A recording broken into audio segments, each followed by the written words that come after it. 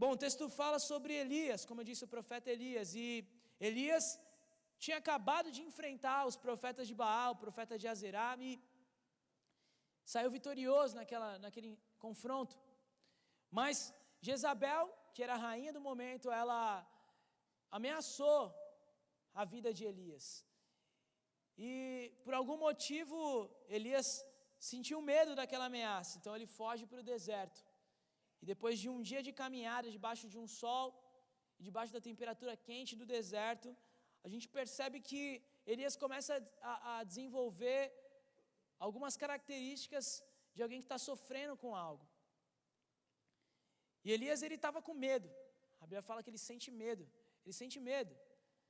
Elias passa a se isolar, ele deixa o seu servo e passa a caminhar no deserto sozinho, durante o dia todo, sem rumo, sem direção. Elias, ele sente um esgotamento muito grande, depois de tudo que aconteceu no capítulo anterior. Elias se sente pressionado, é uma pressão muito grande, ele pensa que está sozinho, ele pensa que estão perseguindo ele começa a criar esse ambiente de perseguição. Elias se sente sem forças.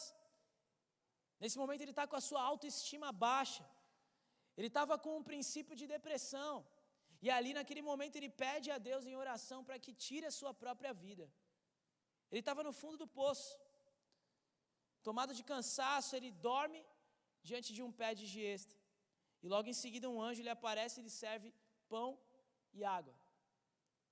Quando a gente olha para Elias, na condição que ele estava, talvez você se identifique com ele, talvez você já passou por isso, talvez você está passando por isso, ou talvez você conhece alguém próximo a você que está passando por uma situação como essa. Eu não sei você, mas quem aqui nunca ficou esgotado, se sentiu cansado, sem forças? Quem aqui nunca se sentiu angustiado? Quem aqui nunca teve medo de enfrentar certas situações na vida? Quem aqui nunca, se sentiu para baixo, com a sua autoestima baixa?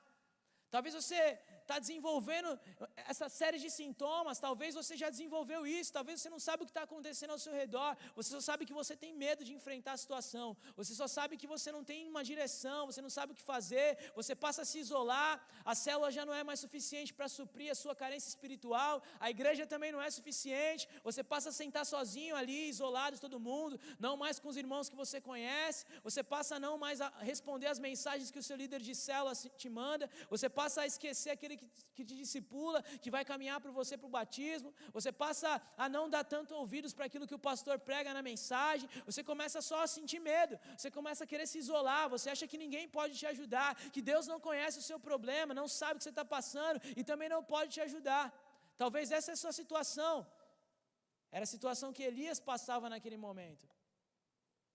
Eu não sou psicólogo ou psicanalista para poder avaliar ele ou diagnosticar ele de algo, mas com certeza Elias estava nitidamente passando por um momento de depressão. E talvez há pessoas nesse lugar que estão passando por um período desses. Talvez você precisa de alguma forma procurar um tratamento. Talvez de alguma forma você não sabe nem o que está acontecendo, você está perdido, você nunca sentiu isso.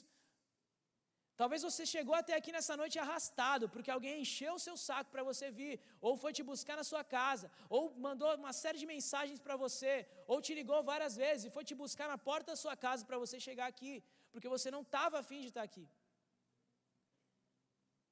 E esse, infelizmente, é o estado de muitas pessoas no nosso dia a dia. Nós vivemos numa sociedade onde o ativismo ele é muito grande, nós vivemos num ativismo muito grande, e às vezes esse ativismo passa a nos oprimir de tal forma, que o nosso emocional, o nosso psicológico, o nosso espiritual passa a ser abalado. Nós vivemos numa geração, como existe um filósofo, um filósofo chamado Zygmunt Bauman, e ele escreve sobre a sociedade líquida, e ele fala que a nossa sociedade é uma sociedade líquida, é uma sociedade que não tem fundamentos, não tem solidez, não tem solitude. E hoje a gente vê isso acontecendo, um reflexo nas nossas gerações, nossos adolescentes, nossos jovens, não tem fundamento, não tem solidez, são líquidos, têm fundamentos líquidos, são baseados naquilo que eles ouvem nas redes sociais, são baseados naquilo que eles recebem e absorvem através das tecnologias, são baseados naquilo que a mídia impõe. E a gente vê que esse nível de de isolamento, esse nível de liquidez, leva as pessoas a perderem a sua fé, a abandonarem a sua crença, a desacreditarem nas pessoas, a perderem a sua confiança e esperança em Deus, a passarem a criar ou acreditar em ideologias, quando na verdade Deus nos chama para algo totalmente diferente.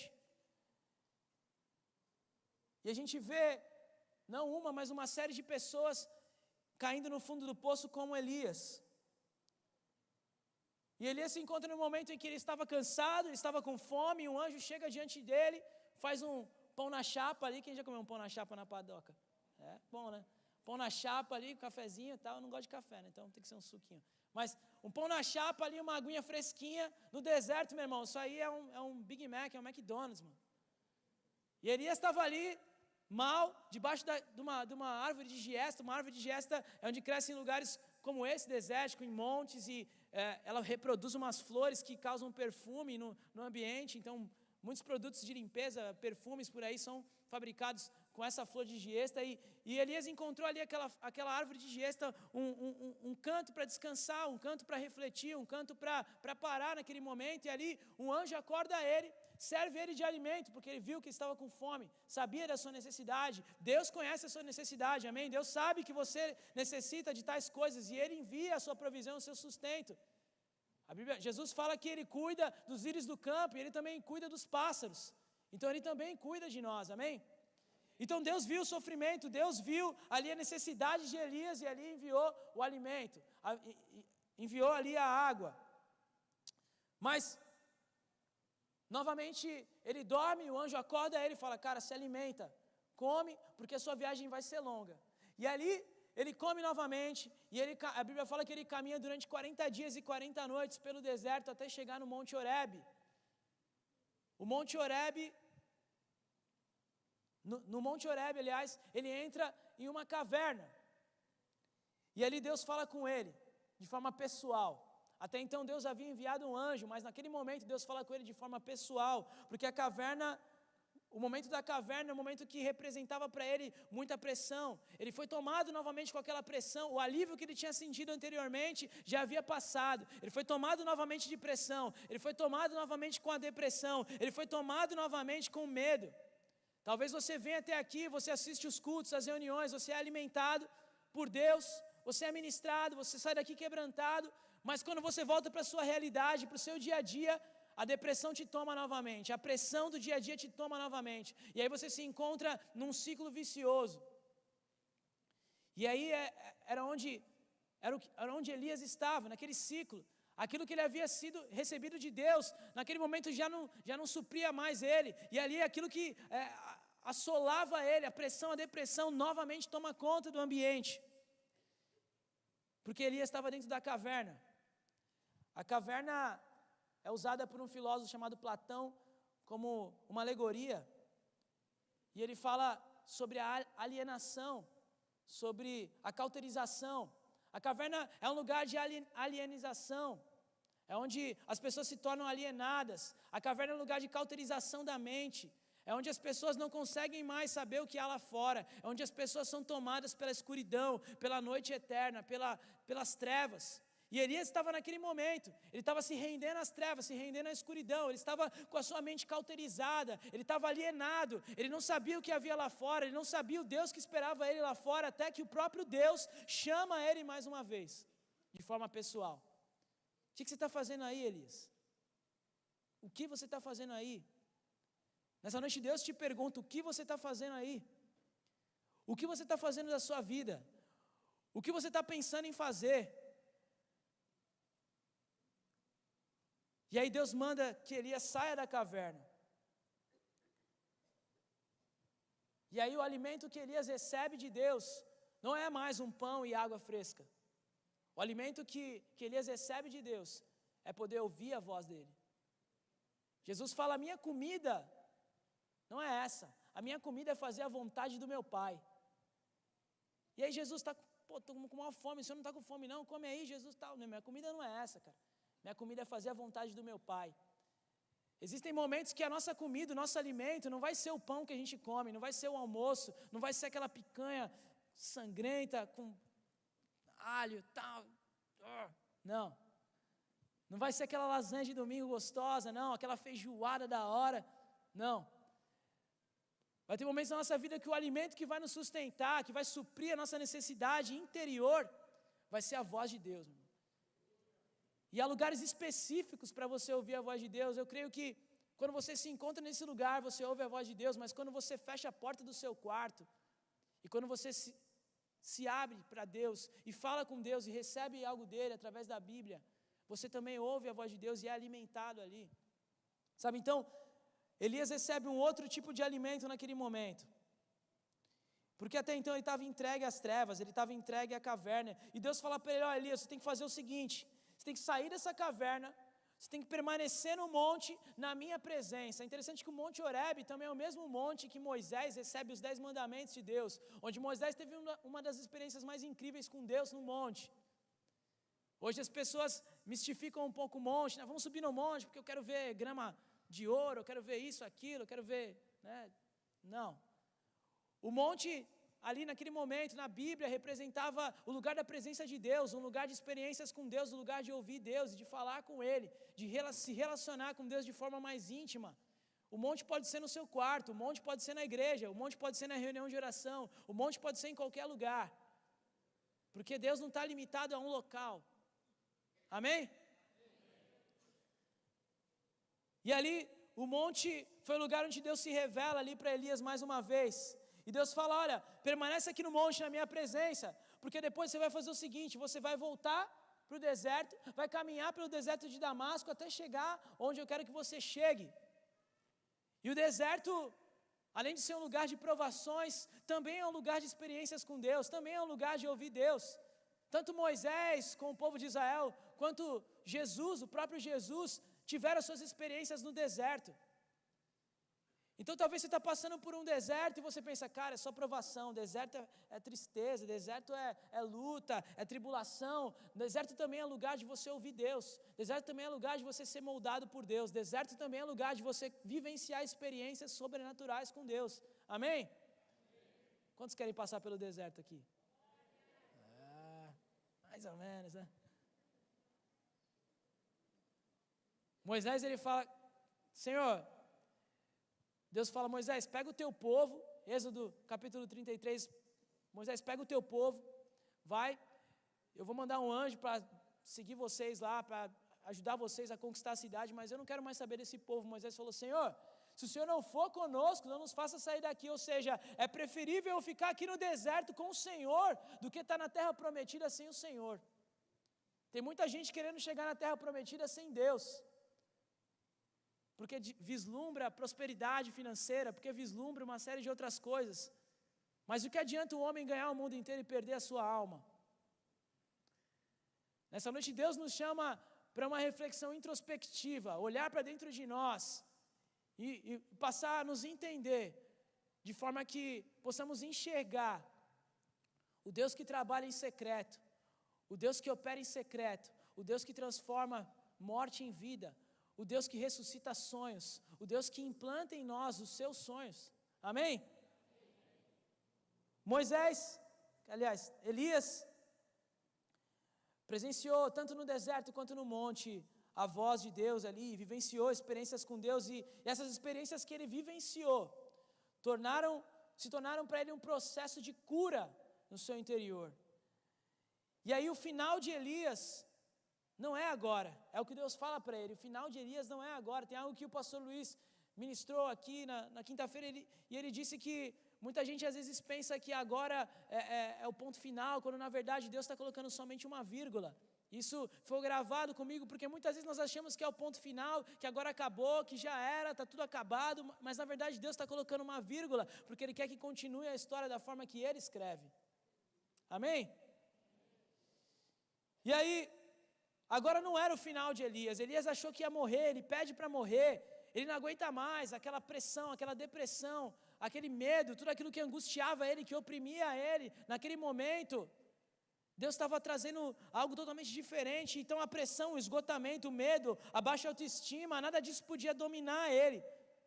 E isso foi o que contribuiu para que Elias tivesse um final totalmente diferente do rei Saul e totalmente diferente de Judas. E a morte mais uma vez perde. No final do texto que nós lemos, no verso 18, Deus fala para Elias: Elias, eu fiz sobrar 7.000 em Israel, todos aqueles cujos joelhos não se inclinaram diante de Baal e todos aqueles cujas bocas não o beijaram. Ou seja, Deus estava querendo dizer para Elias: Elias, você não é o único homem de Deus aqui que passa por dificuldades, problemas, perseguição, medo. Existem mais 7.000 que estão lá e eles estão com você. Ou seja, você não está sozinho, você não precisa se isolar. Existem pessoas que também têm o mesmo problema que você, e essas pessoas de alguma forma vão compartilhar algo com você, e unidas e juntas elas vão conseguir vencer esse problema, e você é uma dessas pessoas. Nós somos uma dessas pessoas.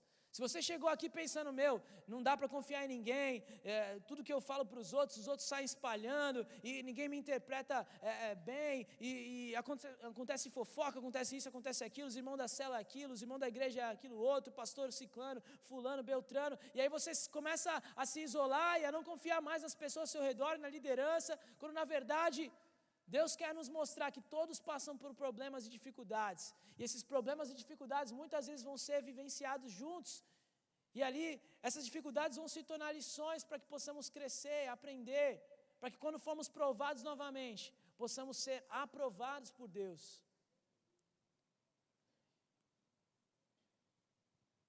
E a morte perde mais uma vez. Talvez você nessa noite tenha pensado em suicídio. Talvez você nessa noite tenha pensado em morrer. Talvez você ache que a sua solução é morrer, porque a sua vida não vale mais de nada. Porque é tanta pressão, é tanto problema, é tanta dificuldade, que você não sabe por onde correr. Talvez o pensamento de suicídio passou pela sua cabeça, porque você não quer que manchem o seu nome. Porque você não quer que depois que você morra, as pessoas fiquem falando mal de você, da sua família. Talvez você está pensando em suicídio porque você não aguenta mais a pressão da escola, dos amigos, dos colegas de trabalho, da família. Talvez você pense em suicídio porque o medo tem te assolado de forma tão grande que você não consegue vencer aquilo e romper aquilo. Talvez você tenha pensado em suicídio porque você não tem mais expectativas de que Deus possa mudar a sua vida e transformar a sua história. Mas eu quero que você saiba de uma coisa, cara. A morte não venceu Elias, e a morte também pode não te vencer. Deus faz vencer tudo. Deus faz você ser vitorioso. Deus faz você vencer. Eu não estou querendo pregar para a sua autoestima aqui, não. Eu não estou querendo dizer que você vai ser bem sucedido, que você vai ser próspero, isso e aquilo outro, não. Isso são outros conceitos. Eu estou querendo dizer que Deus nos faz mais do que vencedores. Você pode vencer sim, em Cristo Jesus, com a sua própria força não, com a sua própria convicção não, com o seu próprio conhecimento ou sabedoria ou ciência não, mas com a força de Deus, com a fé em Cristo Jesus, você é mais do que vencedor. Aleluia!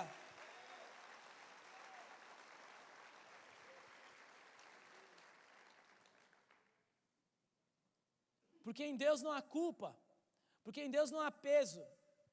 Jesus ele fala: venham a mim todos que estão cansados e sobrecarregados, e eu vos darei alívio, eu vos darei descanso. O apóstolo Paulo escreve em Romanos capítulo 8, versículo 1, que nenhuma condenação há para aqueles que estão em Cristo Jesus. Não há mais condenação, não há mais culpa, não há mais peso. O apóstolo João escreve em João capítulo 11, versículo 25, que quando Jesus ressuscita Lázaro, ele diz: olha, aquele que crê em mim, eu sou a ressurreição e a vida. Aquele que crê em mim, ainda que esteja morto, viverá. Ou seja, não há nada perdido para Deus. Não há nada que Deus não possa fazer. Não há nada impossível que Deus não possa fazer. Eu sei que Deus tem planos maiores para mim. Porque Jeremias capítulo 29, verso 11, Deus revela ao povo de Israel: olha, os planos que eu tenho para você são planos de fazê-lo prosperar e não de nos causar danos. São planos de nos dar esperança e um futuro. Deus deseja te dar esperança. Deus deseja criar um futuro para você. Nós entendemos que nós somos mais do que vencedores e que a morte e que nada pode nos vencer, porque a Bíblia fala que Deus é amor e que o verdadeiro amor expulsa o medo, lança fora o medo.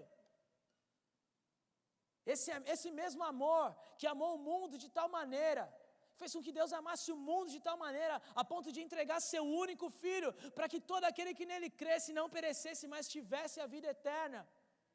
Essa mesma vida que Jesus declara em João capítulo 10, versículo 10, quando ele fala que o inimigo veio para matar, roubar e destruir, mas eu vim para dar vida e vida em abundância. Quando ele diz vida em abundância, ele quer dizer muito mais, ele quer dizer superabundante, excessivamente. Deus veio para te dar vida, Jesus veio para te dar vida. Você não precisa morrer, porque ele já morreu por você na cruz do Calvário, ele já carregou toda a nossa culpa, toda a escrita de dívida que havia contra nós, foi cravada e cancelada na cruz do Calvário.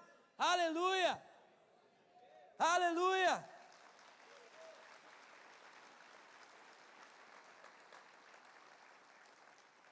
Deus criou a vida e Ele é o maior interessado em que nós vivamos. Deus criou os sonhos e Ele é o maior interessado em que nós vivamos os seus sonhos para nós. Eu não estou querendo dizer aqui sonhos pessoais, mas eu estou querendo dizer os sonhos que Deus tem para nós, aquilo que Deus planejou, o desejo de Deus para as nossas vidas, aquilo que Deus quer que nós realizemos nessa terra. Porque você só tem esse tempo, você só tem o hoje. Amanhã nós não sabemos o que pode acontecer conosco. A nossa vida está limitada a isso aqui. A Bíblia fala que em Eclesiastes, Salomão escreve, o rei Salomão escreve em Eclesiastes capítulo 9, verso 10, ele fala: tudo que você fizer, faça com todas as suas forças, porque para a sepultura onde você vai não há planejamento, não há mais nada que você possa fazer. Tudo que você fizer, faça agora. Tudo que você sonhar, concretize, realize agora, realize hoje. Não espere amanhã, não espere para depois, não espere acontecer algo para você realizar. Tudo aquilo que Deus colocou no seu coração, tudo aquilo que Deus tem implantado sobre você, faça hoje, realize hoje. Se dedique hoje, porque amanhã pode ser tarde demais. Eu queria que nesse momento você fechasse seus olhos.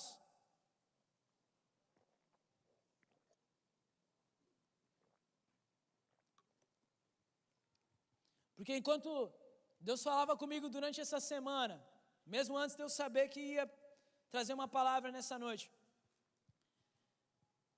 Deus tem falado no meu coração que às vezes tem muitas pessoas, ou algumas pessoas que têm pensado em suicidar os seus sonhos, ou têm suicidado os sonhos de Deus para a sua vida.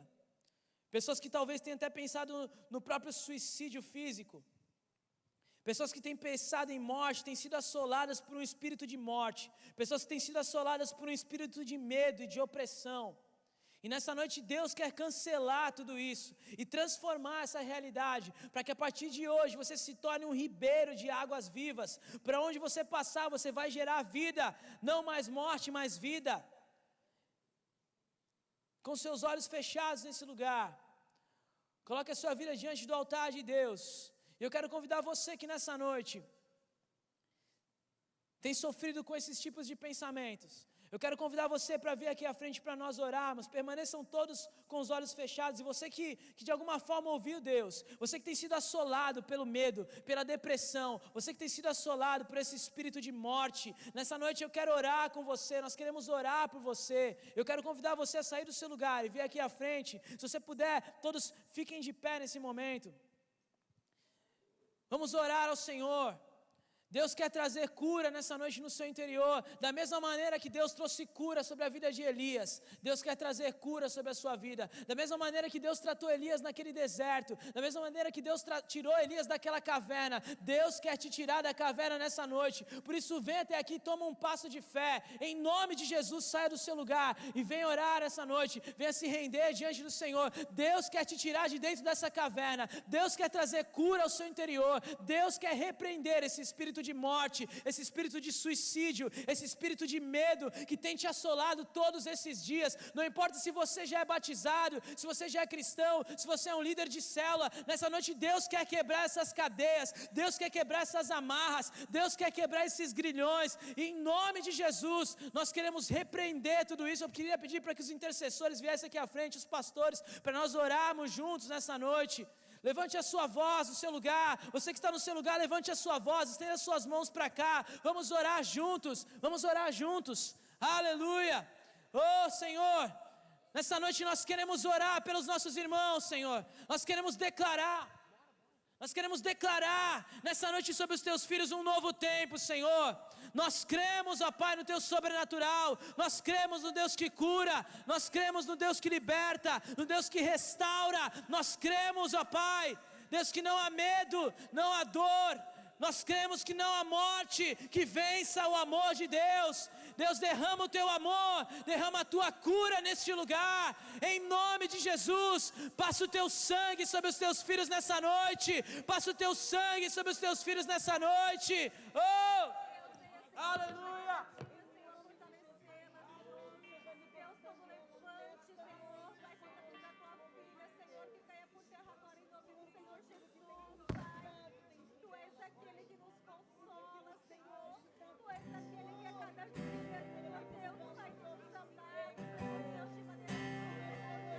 Ainda que eu ande pelo vale, na sombra da morte, o teu amor lança fora o medo.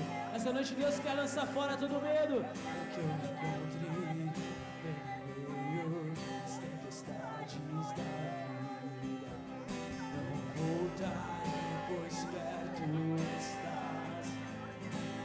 Eu não temerei o mal, pois o meu Deus comigo está. E se o meu Deus comigo está, a quem eu temerei, a quem eu temerei. Oh não, nunca me deixou na tempestade ou na paz. Oh não, nunca me deixou quando bem ou quando mal. Oh não, nunca me deixou. Oh Senhor, nunca me deixou. Ele nunca nos deixou, Ele nunca nos deixou. Oh não, nunca me deixou na tempestade ou na paz. Oh não, nunca me deixou quando bem ou quando mal. Oh não, nunca me deixou. Oh Senhor, nunca me deixou.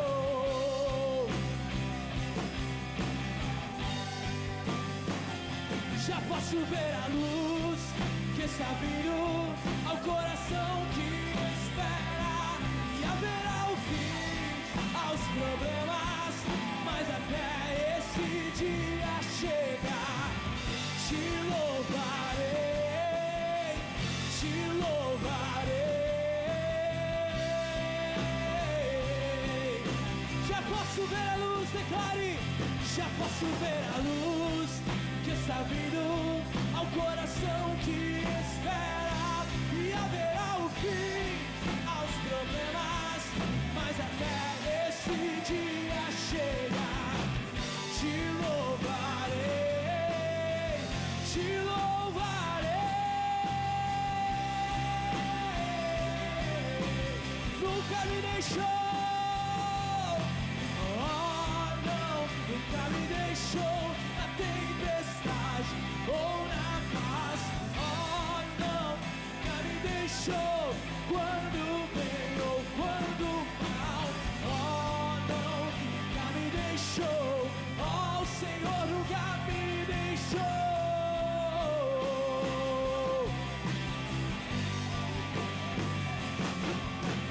Oh não, nunca me deixou na tempestade. Ele nunca te deixou. Ele nunca nunca te abandonou e nunca te abandonará. Ele é Deus de perto e Deus de longe. Oh! Senhor, nessa noite nós oramos pelos nossos irmãos aqui, Senhor. Nessa noite nós queremos declarar a falência de todo espírito de morte, de todo espírito de suicídio, todo pensamento, todo medo que tem assolado, toda depressão, Senhor, toda pressão ou opressão que eles têm sentido. Nessa noite nós repreendemos e declaramos a falência em nome de Jesus. Nós declaramos a vida de Deus nesse lugar, nós ministramos a vida de Deus nesse lugar. O Senhor nos chamou para a vida, o Senhor nos chamou para sermos ministros de vida, e nessa noite eu quero declarar sobre a vida dos meus irmãos um novo tempo, uma nova história, que a partir de hoje eles possam se tornar um ribeiro de vida, por onde eles passarem, eles possam gerar vida na sua casa, na faculdade, no trabalho, onde estiverem, gera vida, em nome de Jesus, em nome de Jesus. Oh! Já posso ver a luz, declare! Já posso ver a luz que está vindo ao coração que espera, e haverá o fim aos problemas, mas até esse dia chegar, te louvarei, te louvarei.